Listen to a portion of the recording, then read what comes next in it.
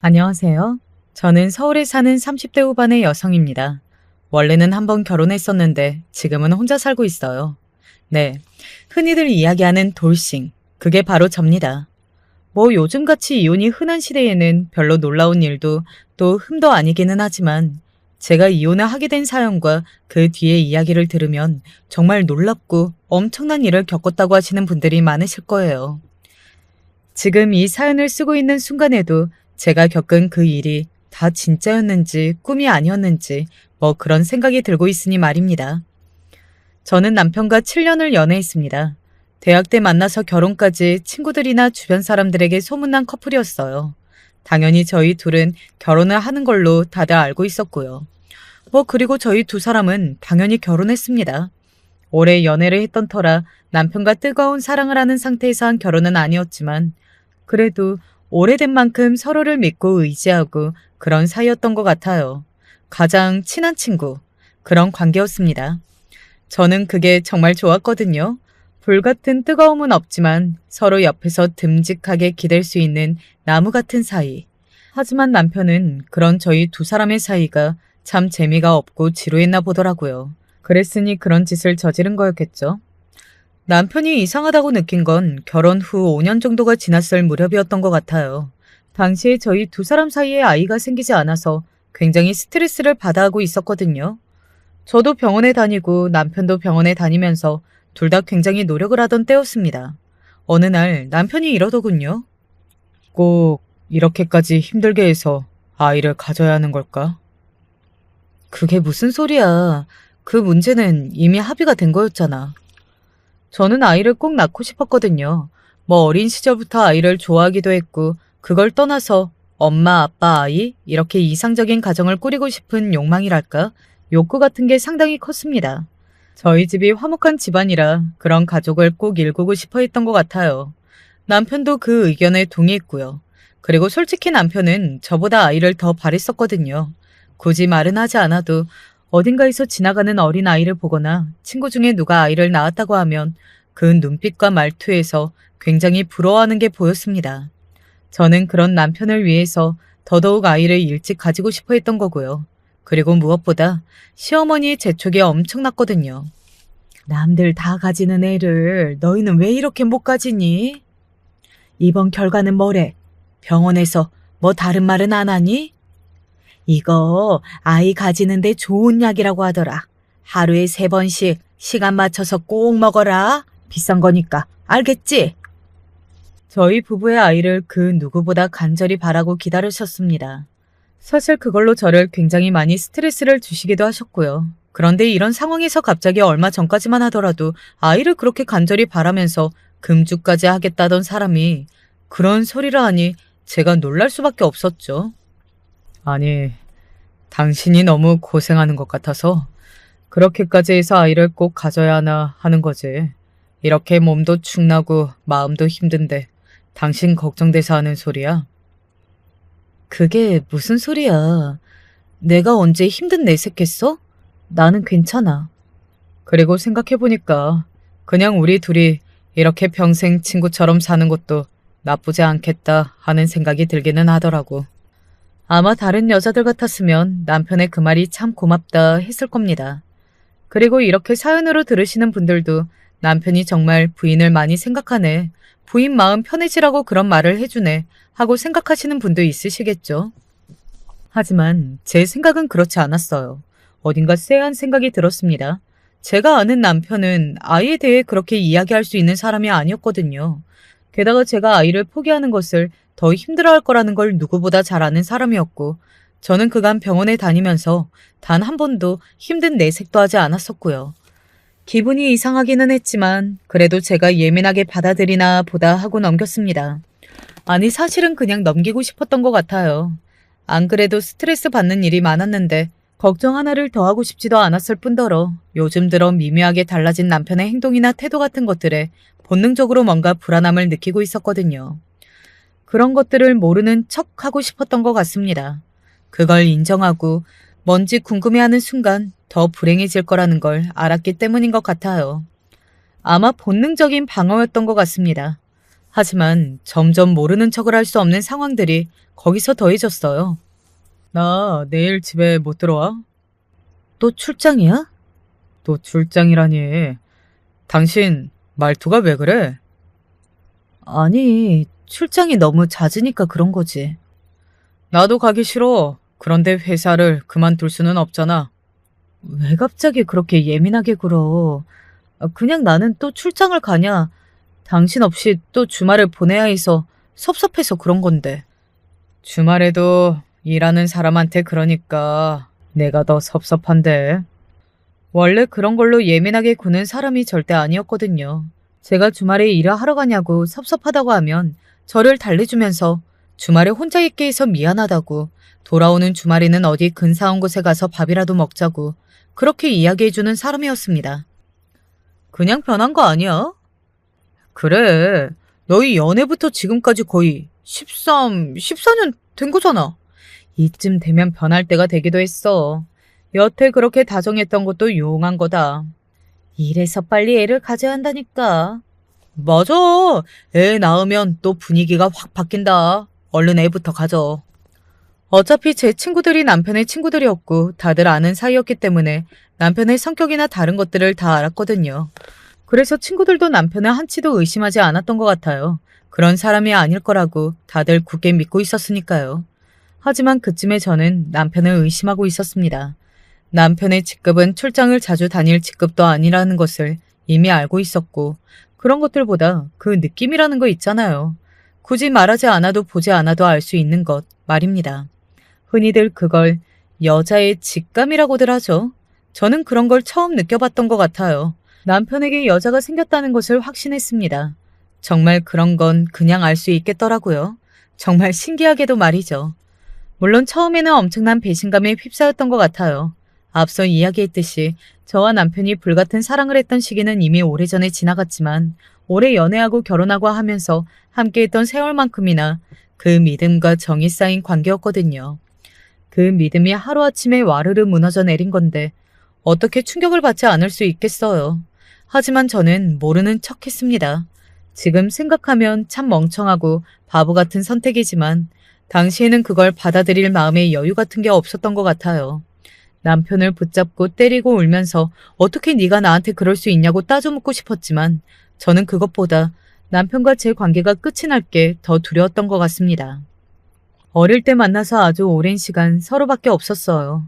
제 인생에서 남편과 함께했던 세월을 빼고 나면 뭐가 남나 하는 생각이 들 정도로 서로 많은 것들을 함께했습니다. 그래서 남편에게 제가 내색을 하고 이 관계가 완전히 파국으로 치닫게 되는 걸 그 당시에 저는 아주 겁냈던 것 같아요. 지금 와서 돌이켜보니 아무것도 아니고 남은 제 인생은 더더욱 긴 건데 말이죠. 참 바보 같았다고 생각해요. 하지만 궁금은 하더군요. 어떤 여자인지 말입니다. 그래서 남편 몰래 남편 휴대폰을 열어 확인했습니다. 여기서 또 어이가 없었던 건 들켜도 상관이 없는 건지 아니면 제가 알아주길 바랐던 건지 남편은 휴대폰에 버젓이 모든 증거들을 다 남겨놨더라고요. 두 사람이 주고받은 카톡부터 함께 찍은 사진들 같은 것들 말입니다. 그걸 다 확인하는데 그냥 눈물이 주르륵 흘렀던 것 같아요. 생각만 하는 것과 제 두 눈으로 직접 확인하는 건 너무 다른 일이더라고요. 그 순간에는 그걸 열어본 걸 후회했던 것 같습니다. 그냥 모르는 채로 살 걸 하는 생각이 들 만큼 고통스러웠던 것 같아요. 하지만 이미 열어본 판도라의 상자였습니다. 저는 울면서 그 모든 것들을 제 휴대폰으로 전송했던 것 같아요. 언젠가 필요한 날이 올 수도 있다고 생각하면서 말입니다. 그렇게 알게 된 남편의 내연녀는 엄청난 자산가였어요. 나이는 저보다 5살이 많았는데 남편과는 일을 하면서 알게 된 사이인 것 같더라고요. 하고 다니는 거, 입고 다니는 것들이 죄다 명품의 값비싼 것들이었습니다. 한눈에 봐도 아주 부자인 사람 같아 보였어요. 그리고 그게 맞더군요. 그 내연녀는 100억대 자산가라고 했습니다. 그 순간 알 수 있었어요. 아, 나는 조만간 버림을 받겠다 하는 걸 말이죠. 아무리 부정해 보려고 해도 남편이 그런 인간 쓰레기까지는 아닐 걸로 생각해도 결론이 그쪽으로 밖에는 나지 않았습니다. 그 여자는 이미 이혼을 한 번 한 사람이긴 하더군요. 카톡의 내용에 전 남편 이야기라는 게 있는 거 봐서는 그랬습니다. 하지만 그게 뭐가 중요하겠어요. 그들은 불같은 사랑을 하고 있는 듯 보였는데 말이죠. 사실 그걸 본 순간 저는 이미 그 사실을 모르는 척하게 될 수는 없었는지도 몰라요. 남편의 얼굴만 봐도, 남편의 목소리만 들어도 그 내연녀와 주고받았던 저질스러운 카톡의 내용이 생각이 나고 얼굴을 마주대고 찍은 사진들이 머릿속을 스쳐 지나갔으니까요. 제가 어떻게 제정신으로 남편의 얼굴을 볼 수 있었겠어요. 그래서 아마 남편도 알았을 겁니다. 제가 자기 불륜을 알고 있다는 사실을 말이죠. 그리고 저는 남편이 제가 알고 있다는 사실을 알아챈 걸 느낄 수 있었고 말이죠. 어느 날 남편이 그러더군요. 나랑 이야기 좀 해. 알 수 있었습니다. 그 말이 나올 거라는 것을 말이죠. 하지만 당시에 저는 다짐했던 게 하나 있었거든요. 바로 순순히 이혼해주지 말자 하는 것이었습니다. 그런 것들에게 그냥 져주고 싶지 않았어요. 뭐 일종의 오기 같은 것이었다고 봐도 될 것 같습니다. 너 바람났다고? 이혼하자고? 제가 바로 그렇게 물었고 남편은 놀란 듯 굳더군요. 언제 알았어? 네가 다 알아달라는 듯 그렇게 티를 내고 다니는데 내가 몰랐겠니? 그런데 왜 모르는 척했어? 처음에는 믿고 싶지 않았거든. 나랑 그렇게 오랜 세월을 함께했고 내가 그렇게 믿는 사람이 사실은 쓰레기 같은 인간이었다는 걸. 그리고 그 다음에는 어디까지 하나 보자 하는 오기였고. 그런데 왜 지금은 아는 척을 해? 네가 먼저 말을 꺼냈잖아. 너 그 말 하려던 거 아니었어? 제 그 말에 남편은 입을 다물더군요. 저는 그런 남편을 가만히 보다 말했습니다. 나 너랑 이혼 안 해. 제 그 말에 남편은 굉장히 놀란 얼굴로 눈을 동그랗게 뜨고 저를 바라봤어요. 뭐 남편의 처지에서 생각해보면 그 말이 굉장히 놀랄만한 말이기는 했습니다. 평소에 저는 자존심도 세고 지는 걸 못 참고 자존감도 높고 뭐 그런 사람이었으니 자신의 불륜을 알면 더러워서 너 같은 거랑 못 산다고 하며 먼저 떠날 거라 생각했을 거예요. 뭐 그래서 더더욱 숨기지 않았을 수도 있겠네요. 알아서 떨어져 나가라고 말이죠. 내가 쉽게 이혼해주면 너는 뭘 잃는데? 나는 네가 그냥 쉽게 그렇게 사는 거 못 봐. 너 괴롭힐 수 있을 때까지 괴롭힐 거야. 어디 한번 그 여자랑 불륜 커플로 살아봐.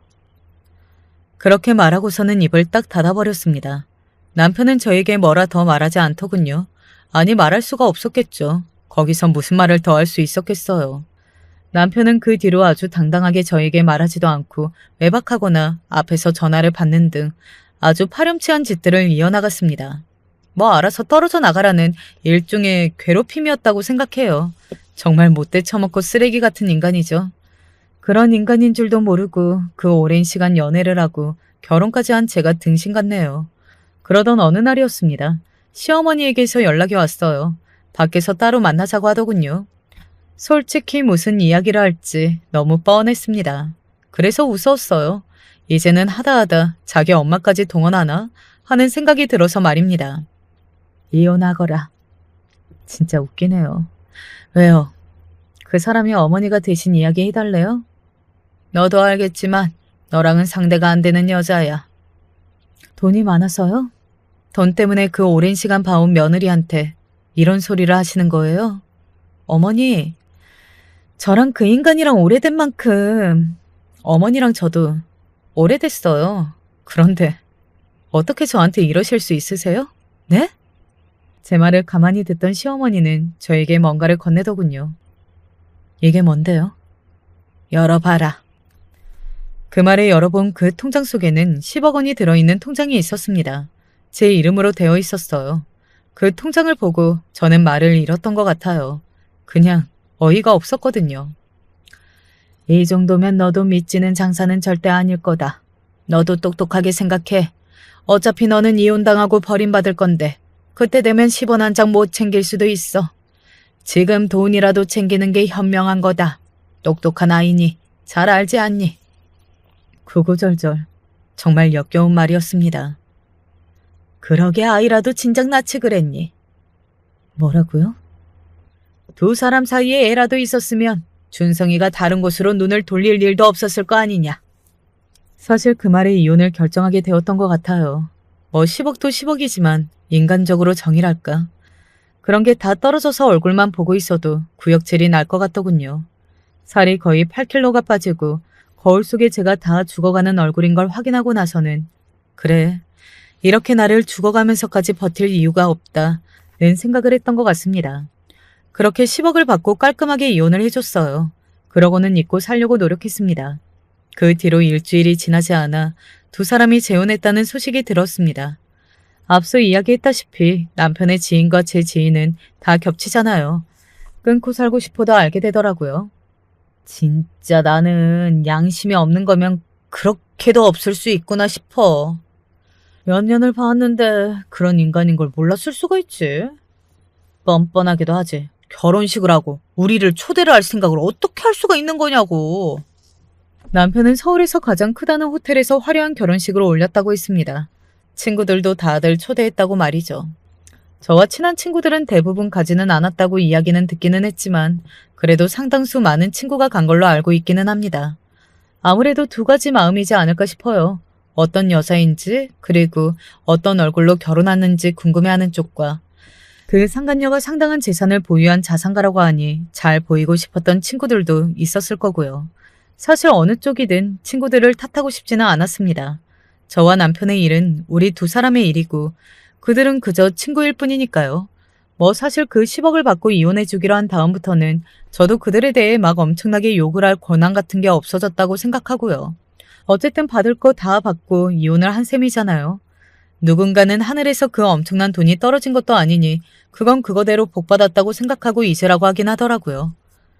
돈, 물론 중요하고 엄청난 거 알고 있습니다. 하지만 그 10억을 받아도 상처는 치유되지 않기는 했어요. 뭐 평범하게 만나서 연애하고 결혼했대도 그랬겠지만 저와 남편은 정말 청춘을 함께한 사이니까요. 서로의 청춘에 둘 말고는 없었거든요. 친구이자 연인이자 가족이자 남편이었던 그 사람을 잃고 난 후유증은 생각보다 컸습니다. 벗어나려 노력했지만 그건 쉬운 일이 아니었던 것 같아요. 그래도 시간이 약이라는 생각이 들기는 했습니다. 어제보다 오늘 그리고 내일이 조금씩 좋아지고 있기는 했으니까요. 그렇게 한동안 남편의 소식을 듣지 않으려 노력하며 제 생활을 하나둘 찾아가고 있던 어느 날이었습니다. 친구들이 저에게 이상한 말을 하더군요. 너 혹시 준성이 소식 들은 거 있어? 친구의 그 말에 저는 얘가 무슨 말을 하는 건가 싶었어요. 남편과 제가 연락을 할 리가 없고 의도적으로 소식을 듣는 것도 피하고 있는데 소식을 들을 리도 없었고 그걸 저한테 묻는 상황이 이상하기는 했거든요. 그걸 왜 나한테 물어? 나는 너희보다 모르는데? 아니, 너한테 따로 연락 온 거 있나 해서. 걔가 나한테 연락할 일이 어딨어. 그게 사실 친구는 아예 모르는 듯한 제 태도에 잠시 망설이는 듯 보였습니다. 그러고는 조심스럽게 이야기를 시작하더군요. 준성이가 연락이 안 된대. 애들이랑? 전화번호도 바뀌었고 모임도 안 나오고 걱정돼서 신혼집이라는 집으로 찾아갔더니 거기도 다른 사람이 살고 있고. 회사에는? 그러니까 그게 제일 이상해서 너한테 물어보는 거야. 회사에도 전화를 해봤는데 얼마 전에 그만뒀다고 하더라고. 뭐? 회사를 그만둬? 그 사람은 본인이 다니는 회사에 굉장한 자부심이 있는 사람이었거든요. 능력도 굉장히 인정을 많이 받고 있었고요. 뭐 부자 마누라에게 장가를 가서 회사를 그만둘 수 있는 일이기는 했습니다만 그렇다고 친구들까지 다 연락을 끊은 건 아니잖아요. 회사도 이상하게 그만둬서 한동안 시끄러웠다고 하던데? 회사를 어떻게 그만뒀는데? 아무 말도 없이 며칠 안 나오더니 상사한테 문자로 통보했대. 그만두겠다고. 그건 정말 말이 안 되는 거긴 했습니다. 남편은 회사에 친한 동료들이 많았어요. 사적으로도 자주 어울리는 그런 동료들 말입니다. 그리고 저에게는 그런 짓을 한 사람이기는 했지만 대외적으로 자신이 평가당하는 일에 손해보는 짓은 하지 않는 사람이기도 했고 말이죠. 제가 10년이 넘게 봐온 남편은 절대 그렇게 회사를 그만둘 사람이 아니었어요.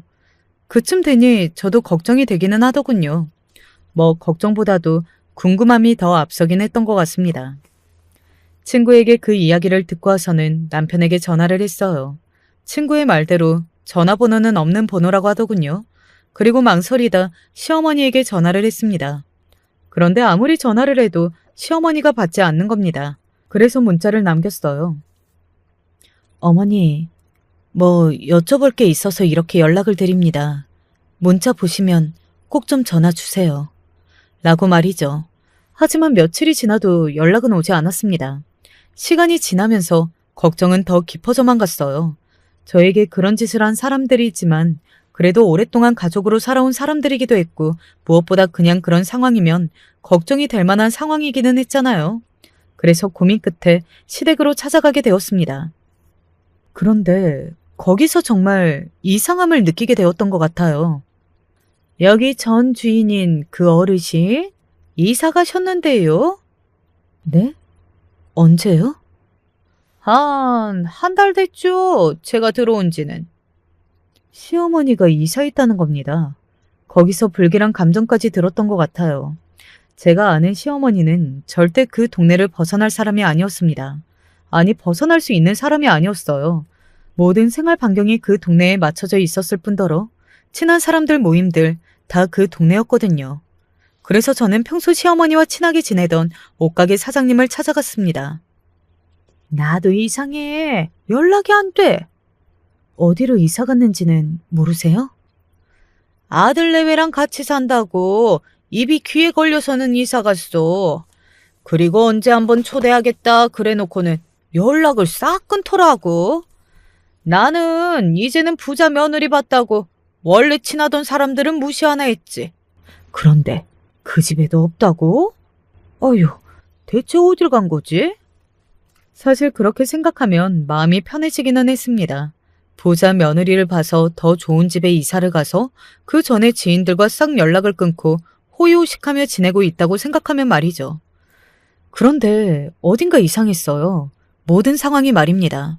하지만 제가 거기서 뭘 더 할 수 있었겠어요. 경찰도 아니고 흥신소 직원도 아니고 말이죠.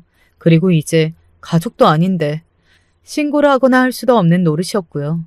어디선가 잘 살고 있을 수도 있는 일이잖아요. 그래서 그냥 신경을 끊기로 했습니다. 불안한 그 감정은 애써 바닥으로 밀어둔 채 말이죠. 그런데 저에게 알 수 없는 번호로 전화가 왔어요. 여보세요? 원래는 모르는 번호는 절대 받지 않거든요. 그런데 그날따라 그 전화는 받아야겠다는 생각이 들었습니다. 그게 무슨 감정인지는 모르겠어요. 그런데 왜 그런 기분이 있잖아요. 그래서 그냥 받았던 것 같아요. 그런데 그 전화 너머의 상대는 정말 상상도 못한 인물이었습니다. 그리고 그 인물에게서 들려온 말은 더더욱 상상도 못한 말이었어요. 지금도 그 전화를 받았던 때를 생각하면 온몸에 소름이 오소소하고 돋는 기분이 듭니다. 오재영 씨 되시나요? 네. 그런데 누구시죠? 아, 이복자 씨랑은 아시는 사이죠?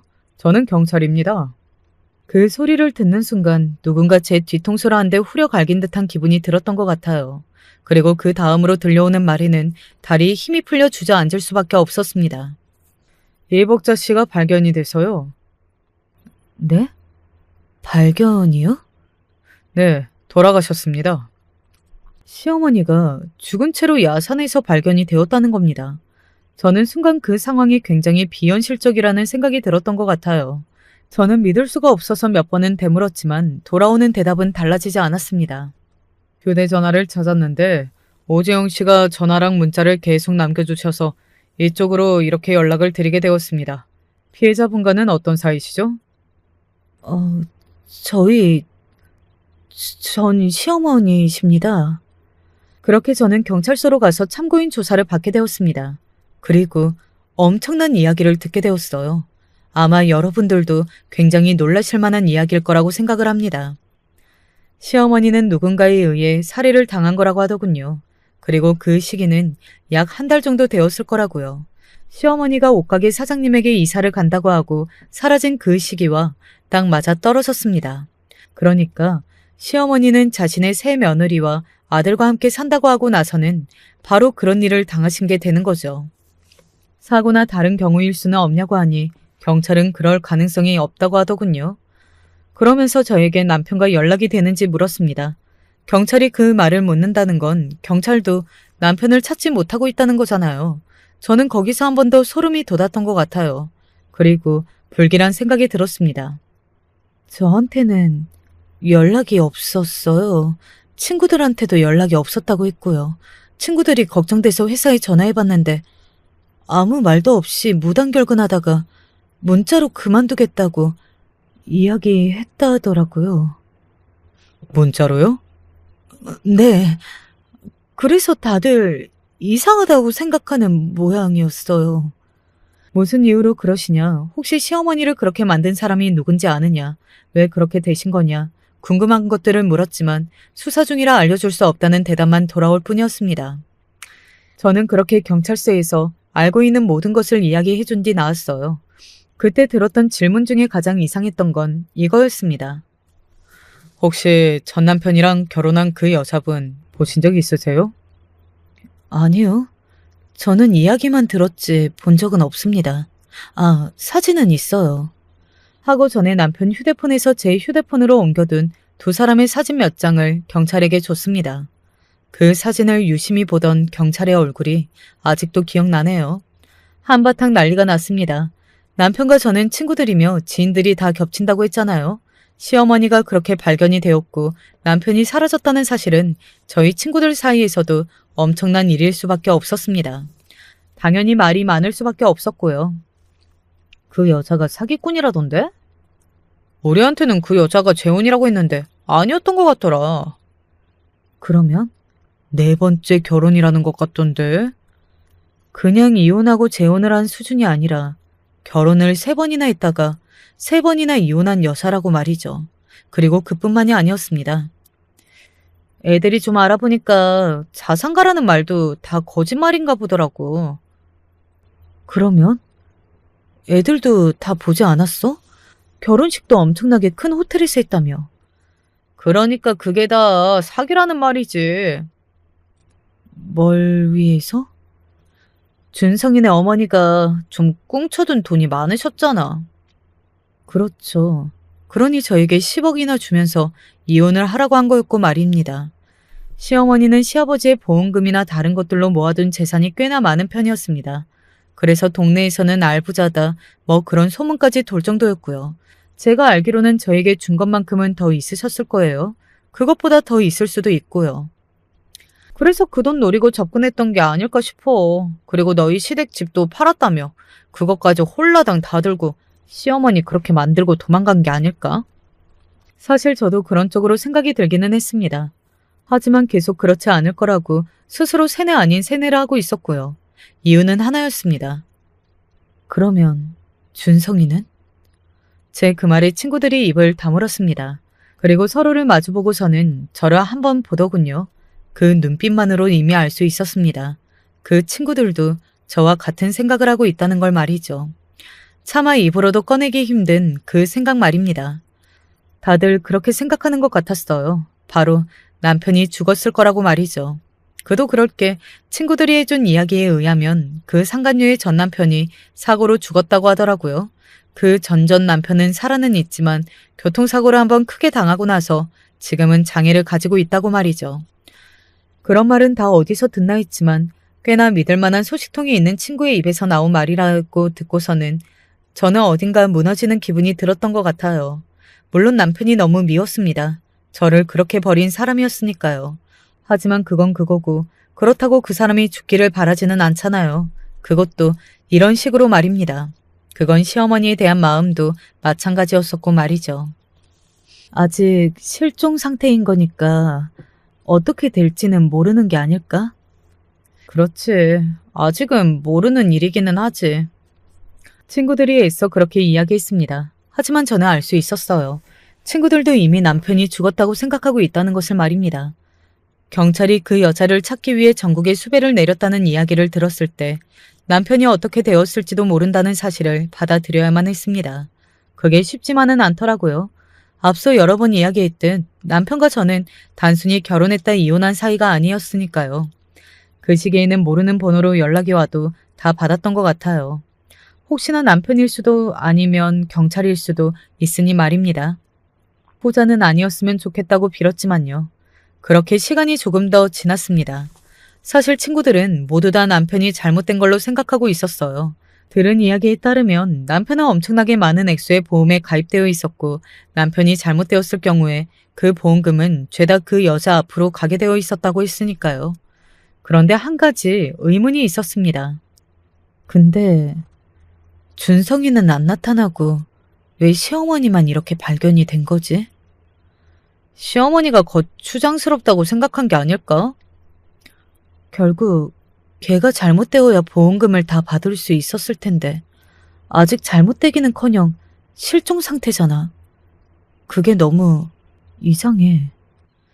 그건 나도 이상한 것 같기는 한데 그 여자가 뭔가 실수를 했거나 계획대로 되지 않았을 수도 있는 일이니까. 별의별 소문이 다 돌았습니다.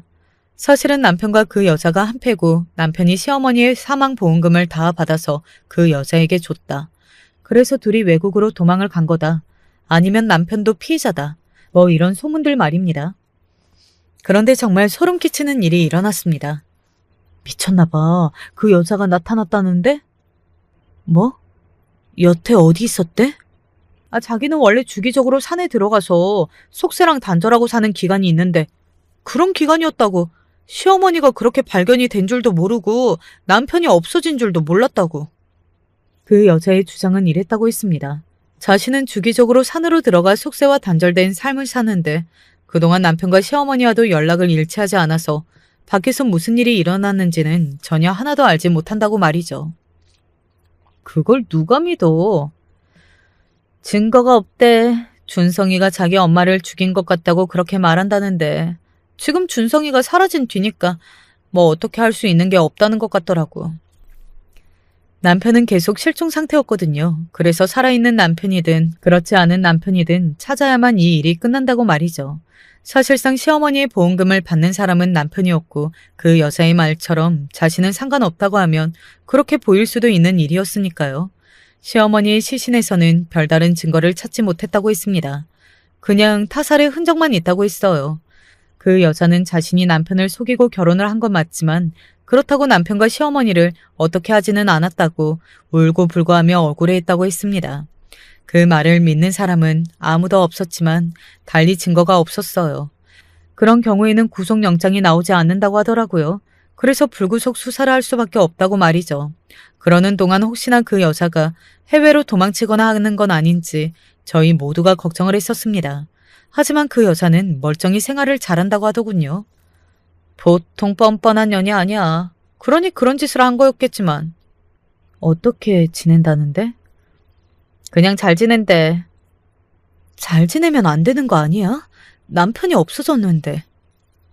그렇잖아요. 만약에 남편이 살아있고 나타나서 자신의 억울함을 밝혀주길 바란다면 가장 열심히 남편을 찾아야 하는 건 다름 아닌 그 여자가 아니냔 말입니다. 하지만 그 여자는 남편을 찾을 생각도 그럴 마음도 없는 사람처럼 잘 먹고 잘 자고 그러고 지낸다고 하더군요. 돈이 어디서 났는지 펑펑 쓰고 돌아다니면서 그렇게 지낸대. 저는 그 이야기를 듣는데 그 여자를 한번 보고 싶다는 생각이 들었습니다. 그래서 연락했어요. 친구들은 간도 크다고 무섭지도 않냐고 혹시나 그 여자가 너에게도 무슨 짓을 하면 어떡할 거냐고 그랬지만 저는 일단은 만나봐야겠다는 생각이 들었습니다. 제 연락을 받은 그 상간녀는 굉장히 흔쾌히 저를 만나겠다고 하더군요. 그러겠다고 대답하는 휴대폰 너머 그 목소리가 너무 산뜻해서 오히려 저는 소름이 돋았었지만요. 그쪽에게는 미안하게 생각해요. 저를 본 첫 마디는 그거였습니다. 미안하다고 생각한다고요. 뭐를요? 멀쩡히 잘 살던 남자 꼬여내서 이혼시킨 거니까. 그렇게 이야기를 시작한 그녀는 사실은 자신은 이혼까지 하고 오라고 할 생각은 아니었다. 그런데 남편이 자신에게 저를 버리고 오겠다고 했다며 꼬셨다고 남편 탓을 엄청나게 하더라고요. 그런 그녀에게 제가 물었습니다. 남편을 이혼하게 할 생각이 없었으면서 왜 부자인 척하면서 꼬여냈어요? 제 그 말에 입을 다물고 한동안 말이 없더라고요. 그러더니 저를 보고 웃었습니다. 그 웃음이 너무나 소름이 끼쳐서 아직도 기억이 나네요. 너무 좋아서요. 제가 나이도 많고 별로 예쁘지도 않고 그러니까 만나주지는 않을 것 같은데 돈이 많다고 하면 만나줄 것 같았거든요. 그런데 그렇게까지 사랑했던 사람이 실종 상태인데 왜 안 찾아요? 안 찾는다뇨? 모르셔서 그렇지. 저도 백방으로 알아보고 있는 중인데요. 굉장히 잘 먹고 잘 자는 얼굴인데. 그런 제 말에 그 상간녀가 표정이 순식간에 굳어 싸늘해졌습니다. 방금 전에 내내 미소 띈 얼굴로 저와 대화하던 사람과는 정말 180도 다른 사람의 얼굴을 하고서는 말이죠. 저는 속으로는 무서웠던 것 같기는 해요. 아마 그 얼굴을 보고서도 무섭지 않은 사람은 없을 거라고 확신합니다. 그 정도로 소름 끼치는 얼굴이었어요. 웃기는 여자네. 당신이 뭔데 나를 판단해? 남의 남자 뺏어가기나 하는 사기꾼을 판단도 못해요? 그렇게 막 살았으면 남한테 험한 소리 듣는 거 정도는 각오하고 살아야 하지 않나? 제 그 말에 이를 꽉 깨무는 게 느껴졌습니다. 그러다 문득 궁금한 게 한 가지 생기더군요. 그거 아나? 싶었던 거 말입니다. 내가 어떻게 이혼했는지 알아요? 내가 알 게 뭐야? 아니, 대학 때부터 친구로 연인으로 가족으로 살아온 남자를, 그렇게 믿고 의지한 남자를 그렇게 쉽게 놔준 이유가 뭘 것 같아요? 그 상간녀는 아무런 대답 없이 저를 빤히 바라보더군요. 그녀도 그 이유가 궁금한 듯 보였습니다. 그런 그 여자의 얼굴을 보고 또박또박 이야기했어요. 우리 시어머니가 그러더군요. 자기는 부자 며느리 봐야겠다고. 그러면서 나한테 뭘 줬어요. 그거 받고 제발 좀 떨어지라면서요. 제 그 말이 끝나기가 무섭게 그녀의 안색이 굳어가는 것을 볼 수 있었습니다. 설마 돈을 받았어요? 네. 겨우 돈 때문에 그런 꼴을 보고도 못 본 척 이혼을 한 사람이 누가 누굴 판단해. 얼마 받았는지 궁금하지 않아요? 제 그 말에 그녀는 다시 입을 다물었습니다.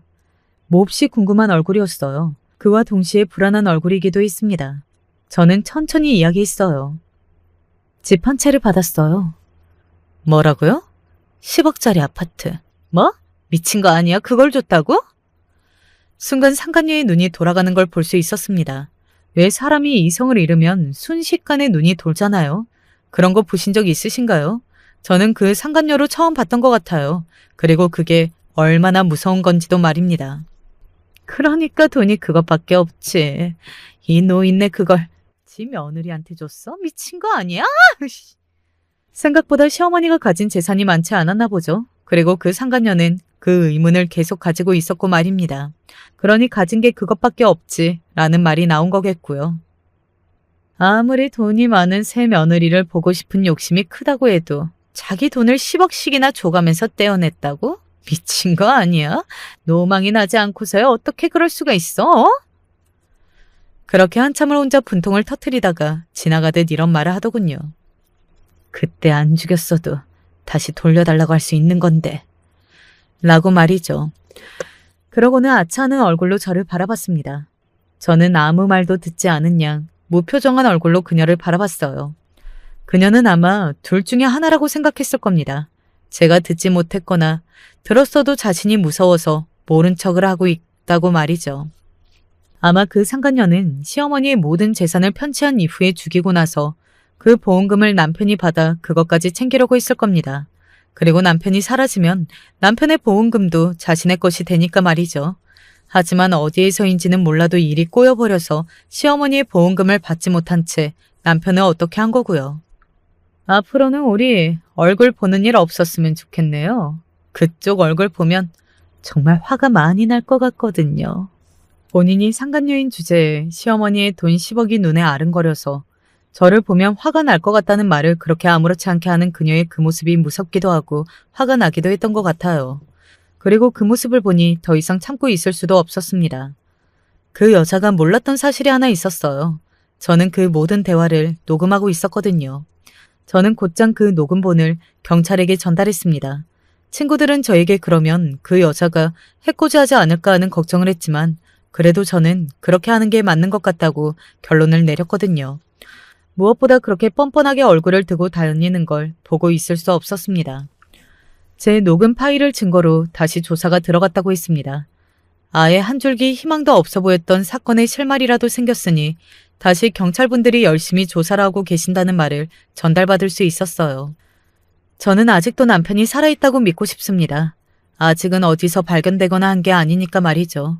그 사람은 저에게 씻을 수 없는 상처를 준 건 사실이지만 그렇다고 이런 식의 엔딩을 바라본 적은 정말이지 단 한 번도 없었습니다.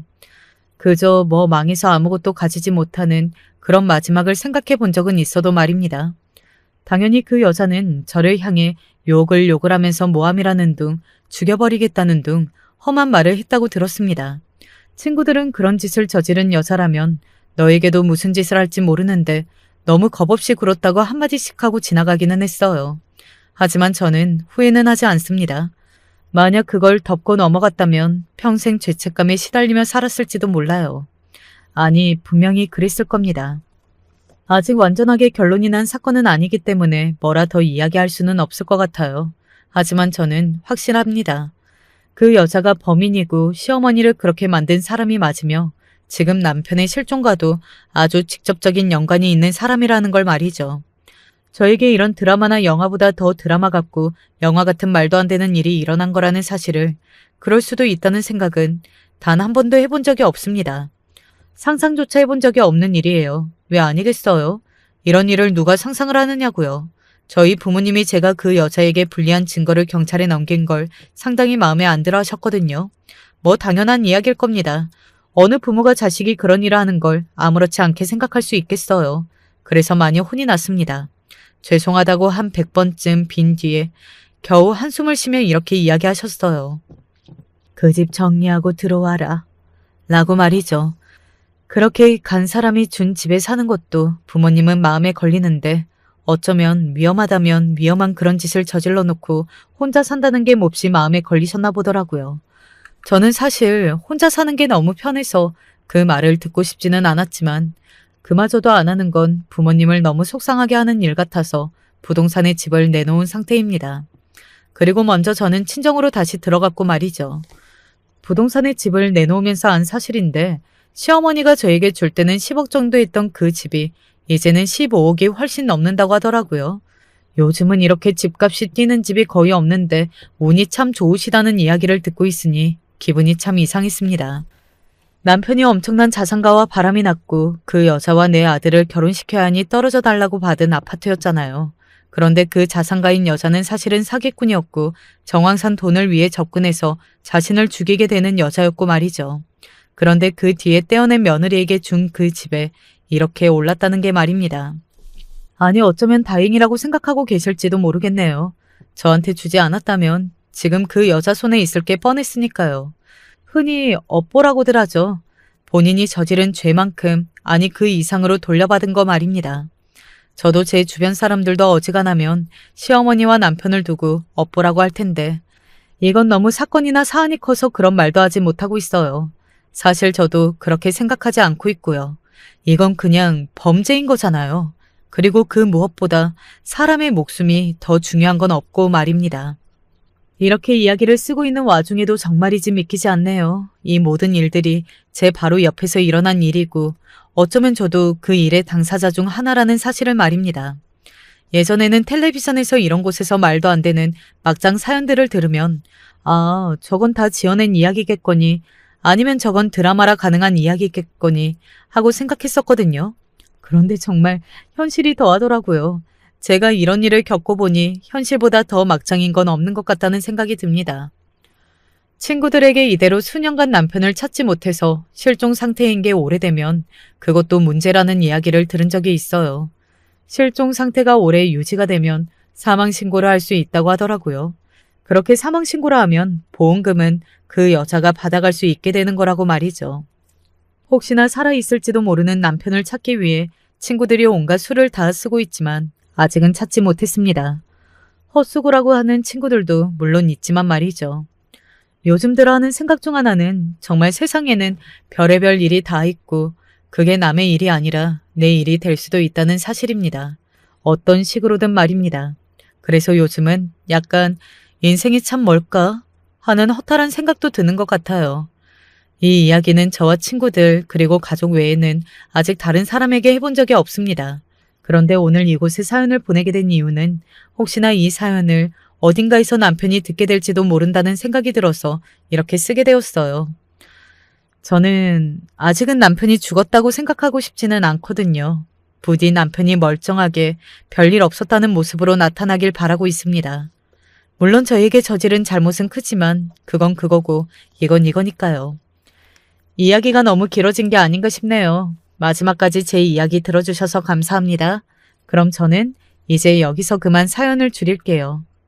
끝까지 들어주셔서 감사합니다. 세상에서 그 누구보다 아내를 사랑했다고 자신합니다. 아내는 당시 예쁜 얼굴과 몸매로 다른 남자들한테 인기가 참 많았어요. 그리고 저도 그런 아내를 짝사랑하는 사람 중 하나였죠. 같은 회사에서 만나게 된 아내는 아름다운 겉모습뿐만 아니라 일도 잘하고 똑부러져서 동료로서도 괜찮았던 사람이었어요. 가끔 남자들끼리 술자리라도 가질 때면 언제나 아내의 이야기가 나왔습니다. 다들 술잔을 기울이면서 그냥 괜찮은 동료에 대해서 칭찬하는 척하기는 했지만 저는 알고 있었어요. 남자 10명이서 만나면 최소한 그의 반은 아내를 이성으로서 보고 있었죠. 미니 씨, 저 사실 미니 씨를 계속 좋아하고 있었는데. 죄송해요. 제가 연애 생각은 없어서요. 하지만 아내는 그 누구의 고백도 받아주지 않았습니다. 당시 회사에서 잘생기기로 소문이 난 상사가 한 명 있었는데 그 상사의 고백까지 거절을 해버렸죠. 아내를 짝사랑하던 저로서는 저렇게 잘생긴 사람도 거절을 하는데 나 같은 게 고백을 해봤자 소용이나 있겠어? 라는 마음에 주눅이 좀 들었습니다. 원래는 아내한테 고백이라도 한번 해보려고 꽃다발 주문도 알아보고 그랬었는데 그 일을 계기로 고백은 포기하고 그냥 이전처럼 조용히 아내를 짝사랑하는 사람으로만 남기로 했죠. 승민 씨, 오늘 저녁 같이 먹을래요? 저녁이요?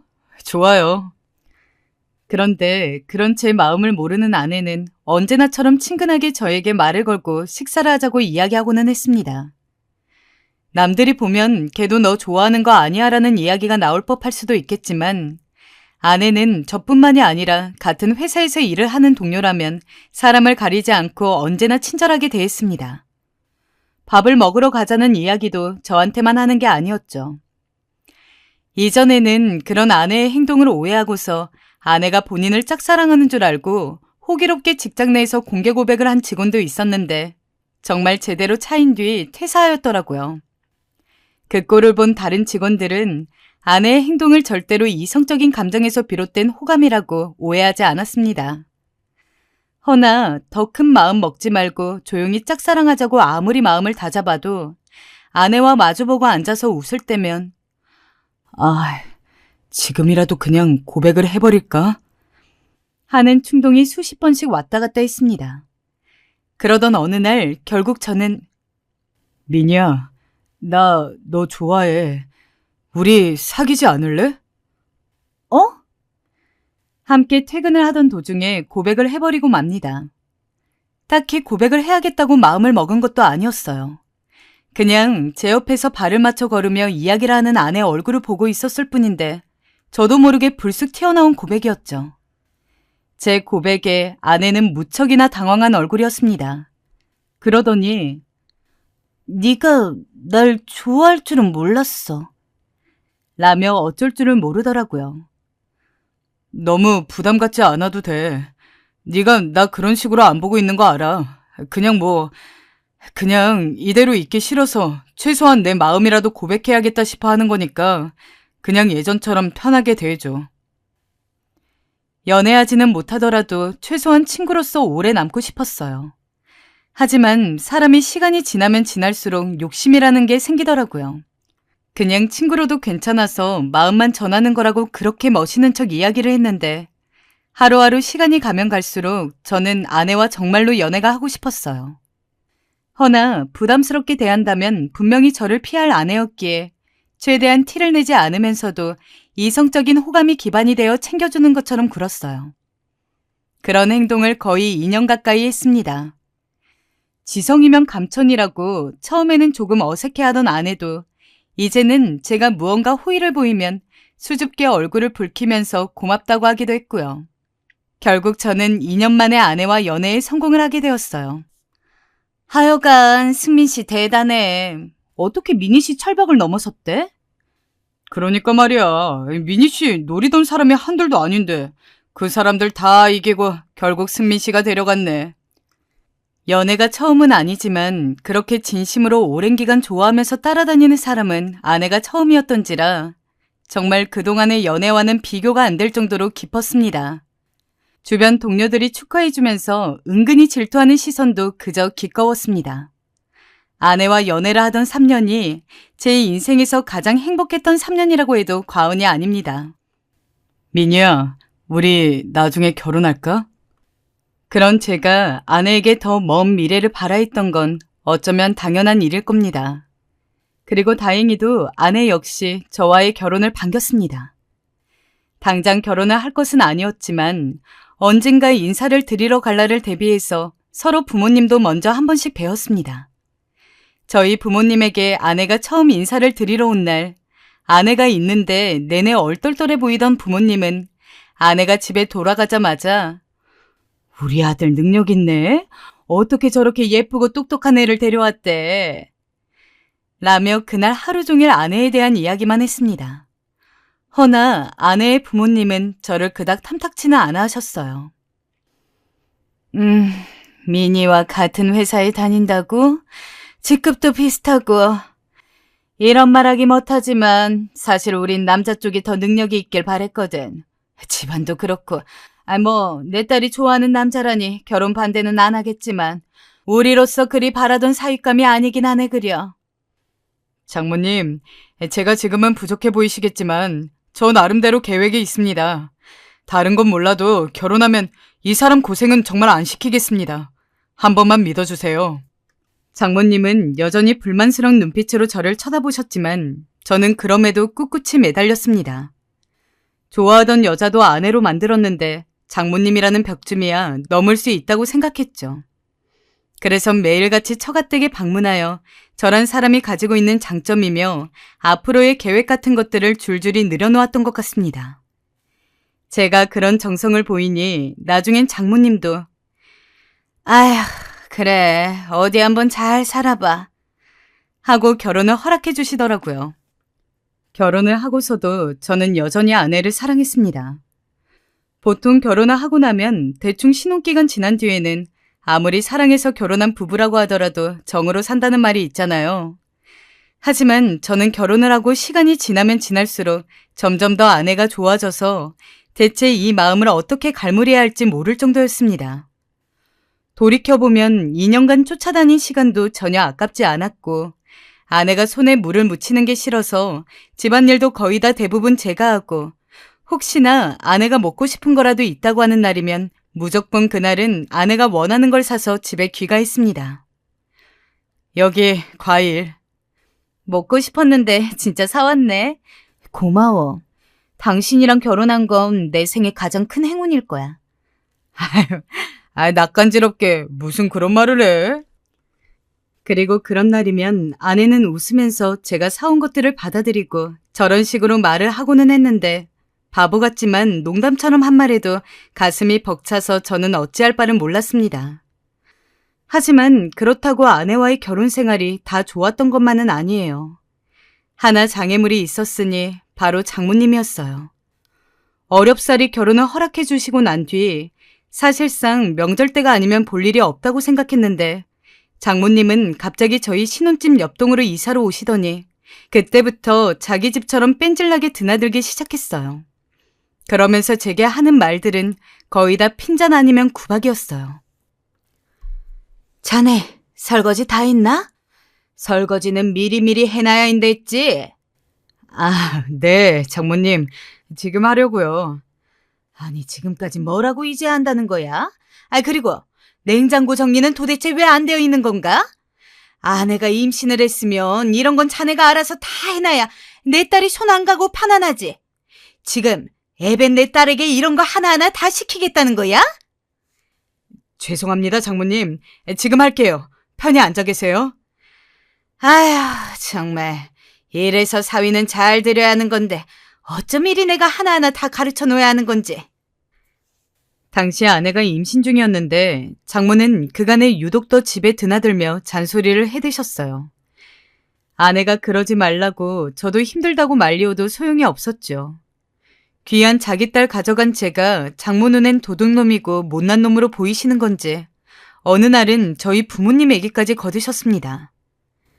자네, 어머님 청소 일한다고 하셨지? 아버님은 택시기사이시고. 네, 맞습니다, 장모님.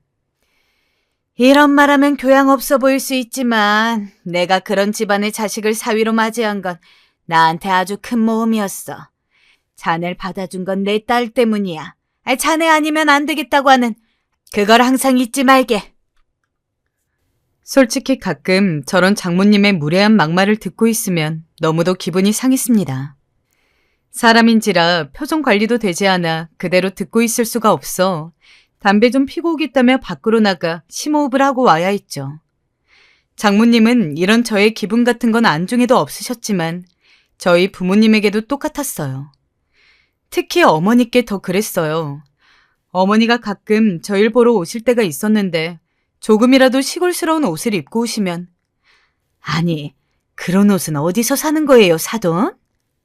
라며 한껏 비꼬곤 했습니다. 어머닌 그런 장모님의 포악한 성격을 꿰뚫어 보셨는지 어느 날은 제게 장모와 별 문제가 없는 건지 물으시더라고요. 네, 없어요, 어머니. 걱정 마세요. 그래?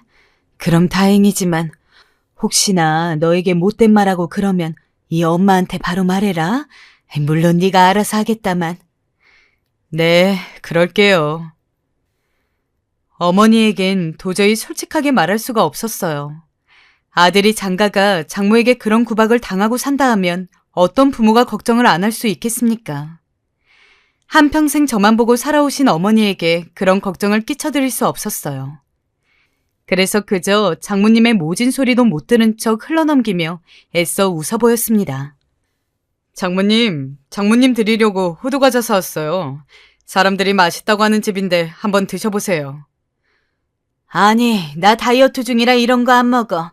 단 거 싫어하는데 이런 건 뭐하러 사오니? 너나 먹어라. 엄마, 그래도 남편이 사온 건데 그냥 먹어보지 그래. 무한하게. 아니야.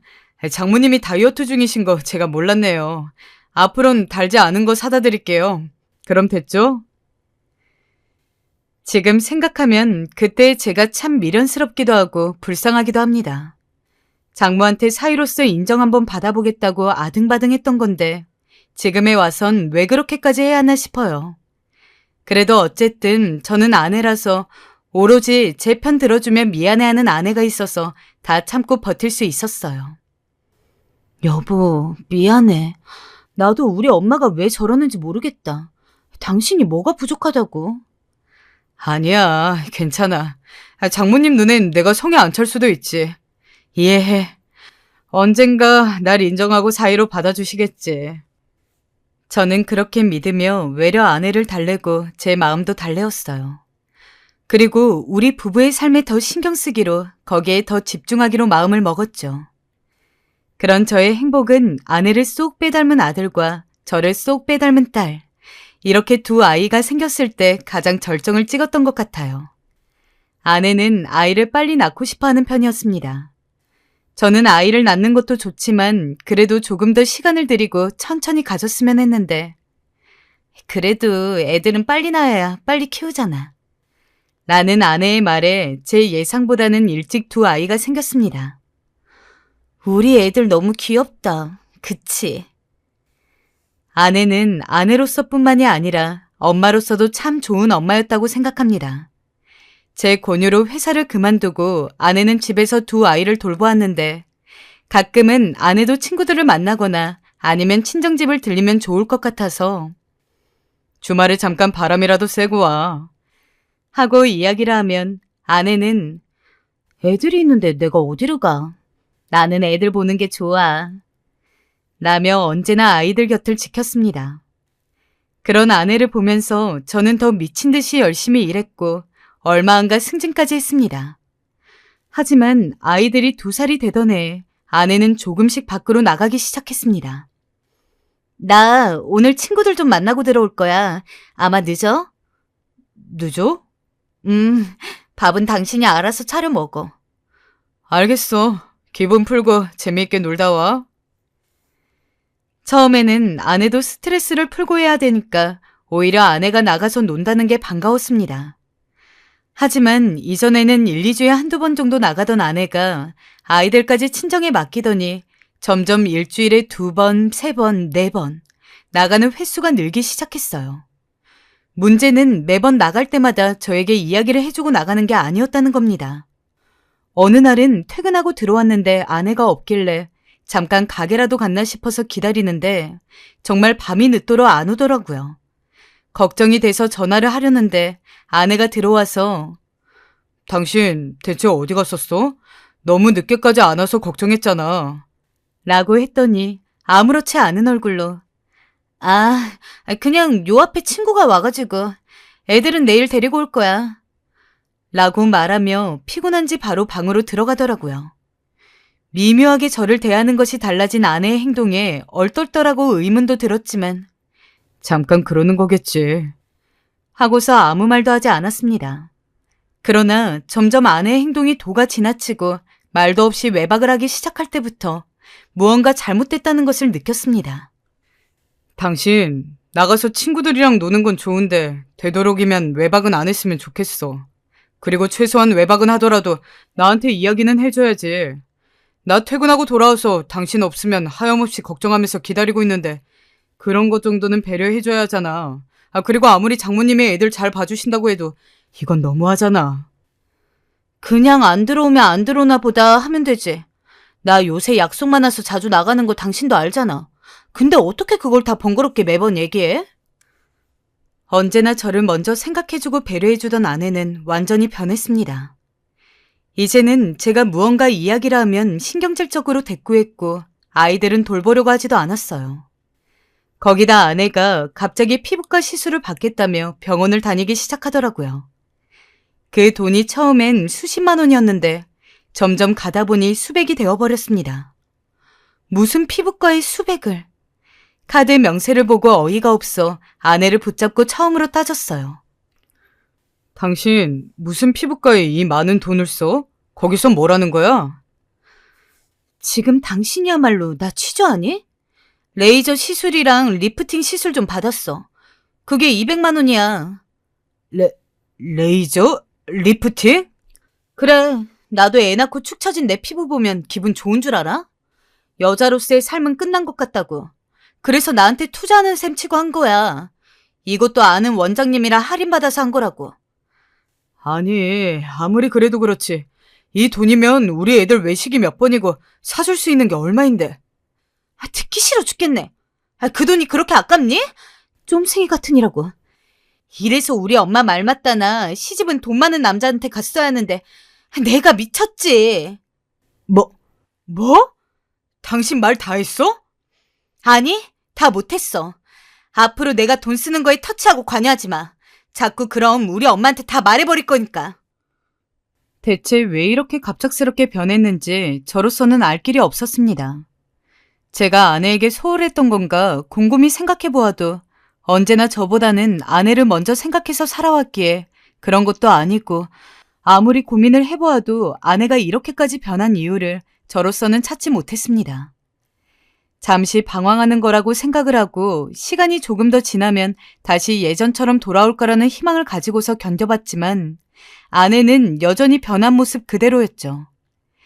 그 이후로 저희 사이의 대화는 뚝 끊기게 되었습니다.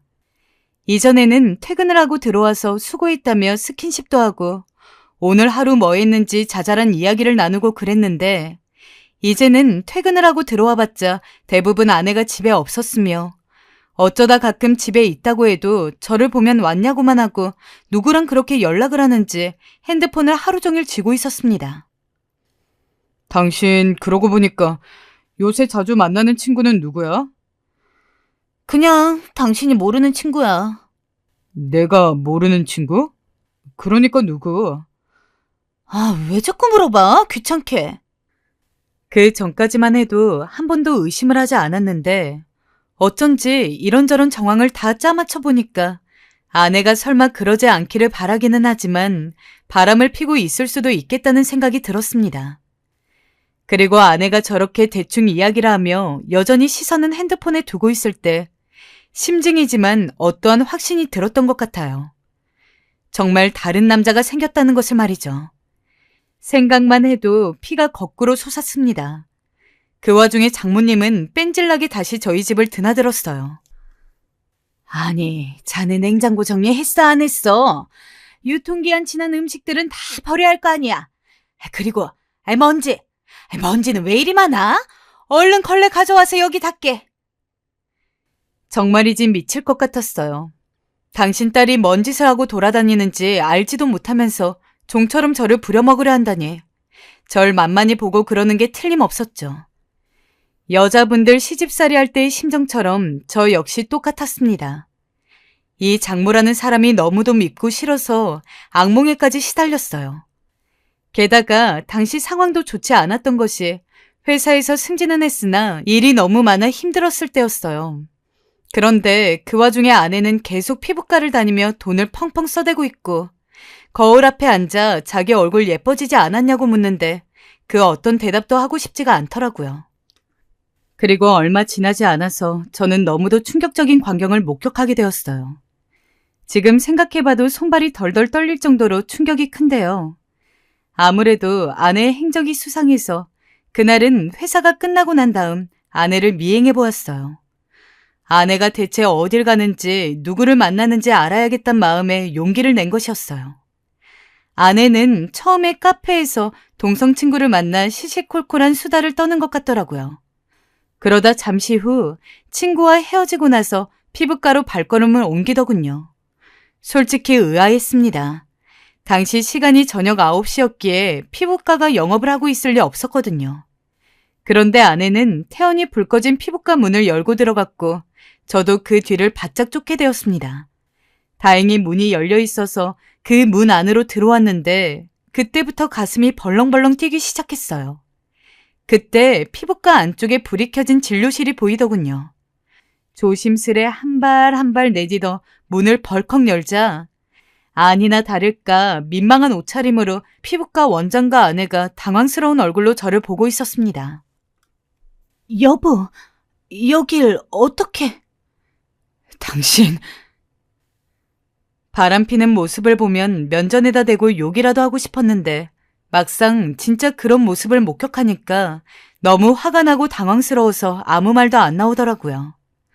그 와중에 상간남은 제가 입도 안 열고 주먹만 꼭 쥐고 있자 슬쩍 눈치를 한번 보더니 옷을 챙겨 입고 밖으로 나갔습니다.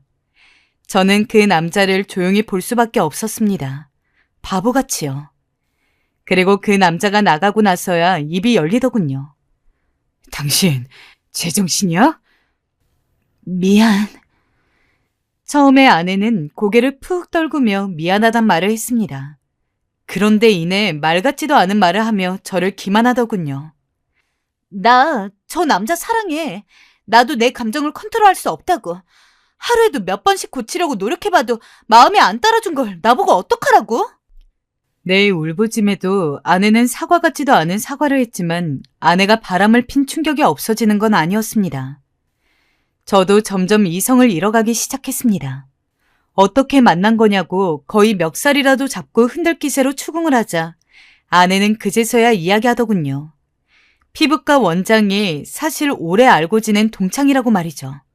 그렇게 자주 만났다가 눈이 맞는 모양이었습니다. 당신이랑 애들한테는 나쁜 짓 했다고 생각해. 하지만 사람 마음이 그런데 어쩌겠어? 저 사람 나 정말로 생각해주는 사람이야. 물론 당신도 나에게 잘해줬지만 솔직히 결혼하고 나서는 연애할 때만큼 당신이 좋지가 않더라. 미안해 여보. 우리 이혼하자. 내가 짐 싸서 나갈 테니까 당신도 당신대로 잘 살아. 뭐라고? 이혼? 저는 그 앞에서 아무 말도 할 수 없었습니다. 아내가 이야기하는 것들을 믿을 수도 없었고 그거를 쉽게 받아들일 수도 없었습니다. 아내는 정말로 진지하게 꺼낸 이야기였는지 저한테 하는 말이 끝나자마자 피부과를 나가더군요. 그리곤 본인 여행용 캐리어에 짐들을 잔뜩 담고서는 저에게 한마디 하더군요. 애들은 당신이 키워.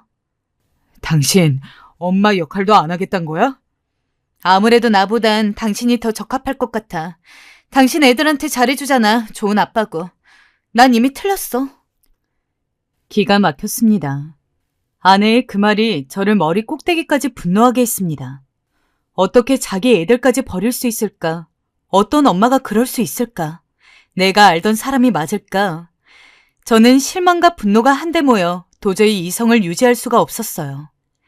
그래서 가슴속에 있는 말을 입 밖으로 꺼내어 버렸는데요. 아내는 정말 뻔뻔스럽기 그지없더군요. 너 그 새끼랑 살려고 이러는 거지? 그래서 애들 버리는 거지? 그럼 안 돼? 뭐라고? 나도 행복해지고 싶어 이제. 엄마 아니고 여자로. 나도 그럴 권리 있잖아. 당신도 새 여자 만나 살아. 애들한테도 엄마가 생기면 좋긴 하겠지. 아내는 오래전 이미 엄마의 길 포기했던 걸까요? 절 그렇게 벙찌게 하는 말 한마디 남겨놓고 집을 유유히 떠나더라고요. 어디로 간지도 모르겠습니다. 처갓집엔 아내가 없고 장모만 있었거든요. 근데 그 와중에도 장모는 제게 혀를 차며 그러니 단속을 잘했어야지 뭐 했냐는 타박을 하더라고요. 정말 그 밥에 그 나물이라고 똑같은 여자들이었습니다. 너무도 징그러웠죠. 더 이상 장모 얼굴을 보다간 토라도 나올 것 같아 저는 서둘러 아이들을 데리고 왔습니다. 그 이후 저희는 이혼을 해야만 했습니다. 결혼 기간이 짧아서 그런지 재산 분할 같은 것도 없고 그냥 결혼 전과 똑같았습니다.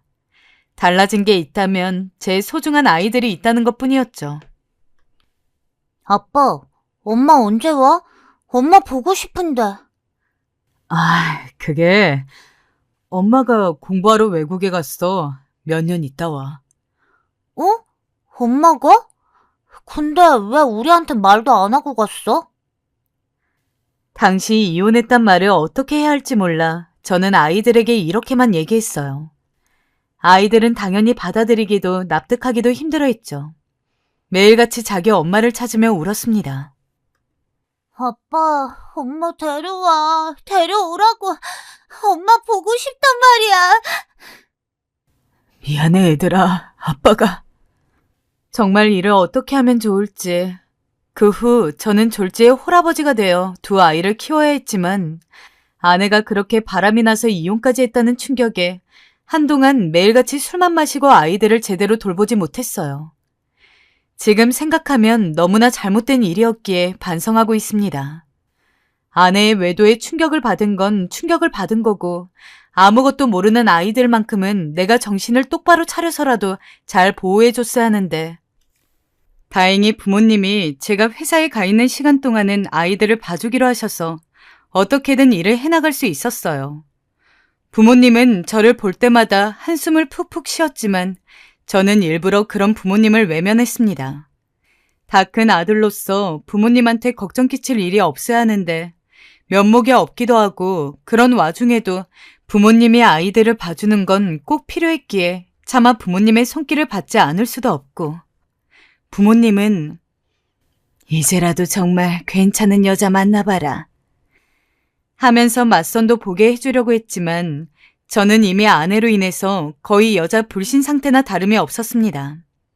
어차피 애 딸린 이혼남이랑 연애하고 결혼할 만한 여자가 없을 것 같다고 생각하기도 했고 당장 애들 돌보는 게 먼저였기 때문에 연애 자체에 아예 관심을 두지 않았어요. 그냥 매일같이 기계처럼 일만 하고 집에 가서 아이들을 보는 날들이 반복됐습니다. 그래도 희망이 하나 있었다면 바로 제 토끼 같은 자식들이었어요. 아이들이 엄마가 없어도 언젠가부터 여기에 적응이라도 한 건지 더 이상 엄마를 찾지 않고 제 말을 잘 들으며 자라주었거든요. 아빠 힘들다고 고사리 같은 손으로 요리를 해주겠다고 하고 설거지도 하려 하고 어찌나 기특하던지 그런 애들을 보고 있으면 마음 아픈 세월이 보상이라도 받는 것처럼 기쁘고 행복했습니다. 우리 지우랑 은지 덕분에 아빠는 무지 행복해. 정말? 우리도 행복해, 아빠. 그래서 여느 아빠와 달리 표현도 많이 했던 것 같아요.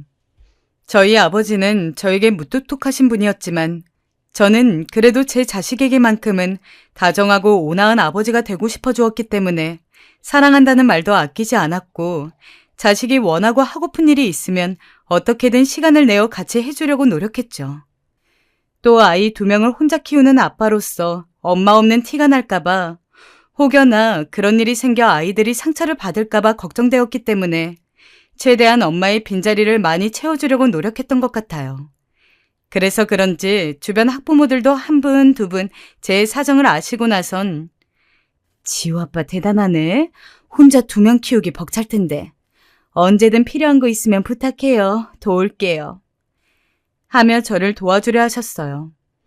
새삼 그때 아이 키우는 아빠로서 주변 사람들의 소중함을 많이 느끼곤 했습니다. 물론 저희 어머니도 많이 도와주셨습니다. 지친 저를 늘 따뜻한 품으로 받아주시고 제 얘기 조금이라도 들어주시려고 한 분이 저희 어머니이시죠. 잘하고 있다, 아들. 하면서 언제나 격려해 주신 어머니. 어머니를 생각하면 괜히 노후에 저 때문에 이런 고생을 하게 하는 것 같아 죄스러운 마음이 크지만 어머닌 내색 한번 안 하시고 아이들을 정성껏 돌봐주고 도와주셨어요. 그 사이 어머니께선 몸이 안 좋아지셔 병원 신세를 지기도 했습니다.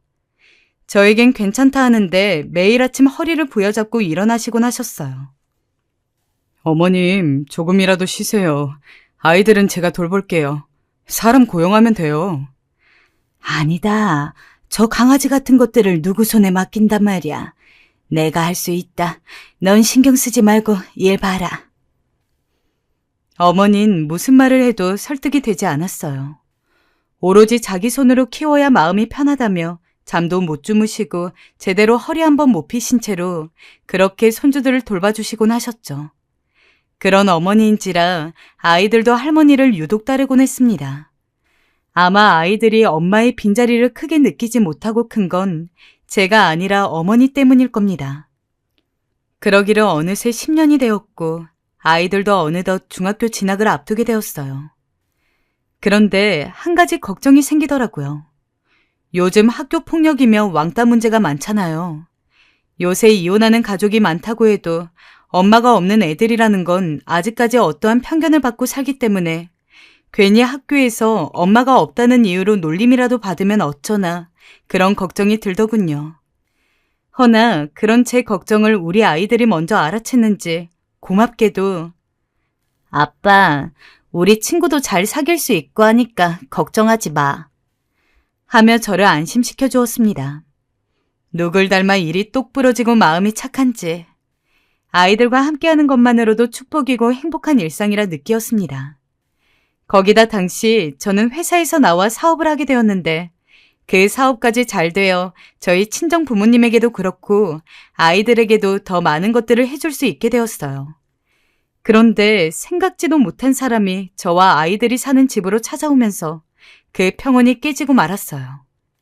꿈에도 마주치고 싶지 않았던 사람, 바로 전 아내였죠. 여보, 내 얘기 좀 들어줘. 당신이 무슨 염치로 여기로 와? 당장 나가. 여보, 제발 한 번만.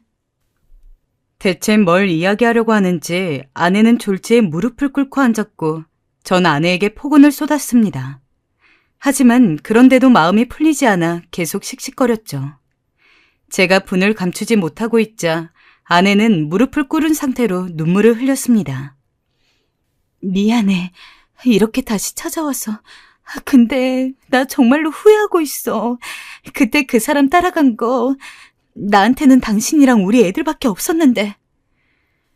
이제 와서 그런 이야기 해봤자 소용없는 거야. 나가. 나 그 남자 아이가 생겨서 낳았어. 근데 애가 어린 나이부터 희귀병에 걸려가지고 지금 너무 아파. 수술을 꼭 해주고 싶은데 돈이 없어서 수술도 못 해주고 있어. 당신과의 아이는 아니지만 그래도 내 뱃속으로 낳은 아이잖아. 하루하루 정말 죽는 심정으로 살고 있어. 그러니까 지금 수술비를 받으러 온 거야? 여보, 병원비 5천만 원만 해주면 애 수술시키고 나 다시 여기로 돌아올게. 약속할게 정말. 아내는 눈물을 흘리며 계속 3천만 원을 요구했고 제가 안 된다고 하자 그 뒤에도 제 집 앞을 서성거렸습니다. 그러면서 이젠 애들까지 걸고 넘어서더라고요. 얘들한테 엄마가 필요해. 당신도 알잖아. 애들 생각해서라도 한 번만, 응? 솔직히 그 말에는 아주 조금 흔들렸어요. 정말 정신 차린 걸까? 다시는 다른 사람이랑 바람 안 필까? 그리고 나랑 우리 애들한테 집중해주고 다시 예전처럼 사이좋은 가족이 될 수 있을까? 허나 저는 이미 그 답을 알고 있었죠. 그래서 아내가 몇 날 며칠을 저를 설득하는 동안 아내가 없는 사이 몰래 잠깐 아내 뒤를 밟아보았습니다. 아내와 바람핀 그 피부과 원장을 찾아간 거였죠. 그런데 거기서 또다시 너무도 충격적인 이야기를 들었어요. 아, 저 그 여자랑 끝난 지 오래예요. 그 여자 저랑 만나면서 바람났거든요. 뭐라고요? 상상치도 못한 얘기에 어처구니가 없었지만 저는 겨우 정신줄을 붙잡고 병원을 나와 하나하나 생각해 보았습니다. 그럼 왜 아내는 나에게 온 걸까? 개인적인 빚이 생긴 걸까? 조각을 맞추다 저는 아내를 찾아갔고 강하게 추궁을 하기 시작했어요. 그러자 아내가 저에게 싹싹 빌며 그러더군요. 사실은 사채를 썼다고. 장모와 함께 무슨 투자를 했는데 그게 말아먹으면서 큰 빚이 생겼다는 겁니다. 빚을 막으며 사채를 썼는데 그 이자가 눈덩이처럼 불어나 못 갚을 지경이 되었다고. 저는 그 얘기에 기가 차 웃음이 터져나왔습니다. 거짓말에 거짓말을 반복하던 여자가 결국 이 지경이 되어 저를 찾아왔다니 참 한심스러웠죠. 그런데 여기서 더 가관인 건 장모였어요. 장모는 그냥 어느 날 허락 없이 저희 집에 들이닥쳐 저에게 그러더군요. 자네 오랜만이네 그려. 내가 집 청소도 다 해놨고 애들도 좀 돌봐주었네. 공부도 봐주고. 자네 일하고 와서 피곤하지? 얼른 쉬게. 내가 밥 해줄 테니. 아빠, 지우가 문 열어줬어. 그래, 우리 손주들이 문을 열어주더구나. 아유, 이 귀여운 것들. 알고 보니 아이들이 할머니의 얼굴을 기억하고 문을 열어준 거였습니다. 거기다 더 웃음이 났던 건 아내까지 앞치마를 메고 아이들 엄마 행세를 하며 앉아있더군요. 저는 거기에 너무 화가 나 둘 다 지금 당장 이 집에서 나가라고 소리를 꽥 질러버렸습니다. 여보. 자네, 그러지 말고 내 얘기 좀 들어보게. 내가 그간 자네 섭섭하게 했단 거 알아. 근데 이 아이들 불쌍하지도 않는가? 하다못해 엄마도 없는 아이들을 어떻게 자네가 키우겠단 거야? 이제 와서 돈 때문에 이러는 거 부끄럽지도 않으세요? 저 당해드릴 만큼 당해드린 것 같은데요. 결혼 생활 내내 사람 하나 바보 만드시더니 이젠 아쉬워서 저에게 잘해주시려고요. 죄송하지만 이젠 저에게 장모님도 아니신 분 제 집에 더 드릴 이유 없습니다. 나가주시죠. 이혼한 아내와 장모는 질기게도 저에게 매달렸어요. 어떻게든 자기들이 잘해보겠다며 한 번만 용서해달라면서 말입니다. 애들 앞이라 더 말도 못하고 한숨이 폭폭 나왔어요. 그런데 그때 갑자기 뒤에서 저희 어머니가 마침 장을 보고 집에 들어와 이 광경을 목격하게 되었습니다. 어머니는 대강 이 상황을 눈치채신 듯 처음엔 놀라시더니 갑자기 부엌으로 가 후라이팬을 들고 오시더군요. 그리고선 저에게 잠깐 아이들을 데리고 방에 들어가라고 하더라고요. 들어가 있어라. 할 일이 있어서 그러니. 제가 알았다 하고 아이들을 데리고 방 안으로 데리고 들어갔는데 열린 문틈 사이로 어머니의 뒷모습이 보였습니다. 어머니는 후라이팬을 들고 아내와 장모에게 가는데 너무 빨리 일어나 저조차 상황을 막지 못했어요. 후라이팬이 그대로 아내와 장모의 뒤통수를 강타했고 아내는 머리를 쥐어쌌습니다. 그리고 어머니가 한 번 더 후라이팬을 들자 그제야 장모와 아내는 동시에 뒤통수를 잡고 주랭랑을 치기 시작했어요. 그 모습을 보는데 속으로 얼마나 웃음이 나던지. 저 망할 것들, 자식 버려놓은 것들이 어디 다시 찾아와서. 저희 어머니가 분에 못 이기시고 씩씩거리시는데 순간 저는 어머니를 꼭 껴안아드렸습니다. 사실상 그간 어머니도 자식이 이런 고초를 겪고 있었는데 얼마나 분했을까요? 저희 힘드실까봐 내색하지 않고 그걸 꾹 참고 계시느라 어머니도 여간 고생이 아니셨을 겁니다. 이번 일로 저는 아내와 장모와의 연은 그렇게 영영 끊기게 됐고 시원하게 복수하며 마음의 응어리를 풀 수 있었습니다. 어머니 덕분이죠. 지금 저는 아이들과 함께 하루하루 잘 살고 있답니다. 요즘 경기가 좋지 않아 힘드신 분들이 많을 것 같은데요. 저도 힘들지만 우리 아이들 생각하며 버티어 나가고 있으니 여러분들도 힘내시길 바랍니다. 마지막으로 어머님, 감사하고 또 감사합니다.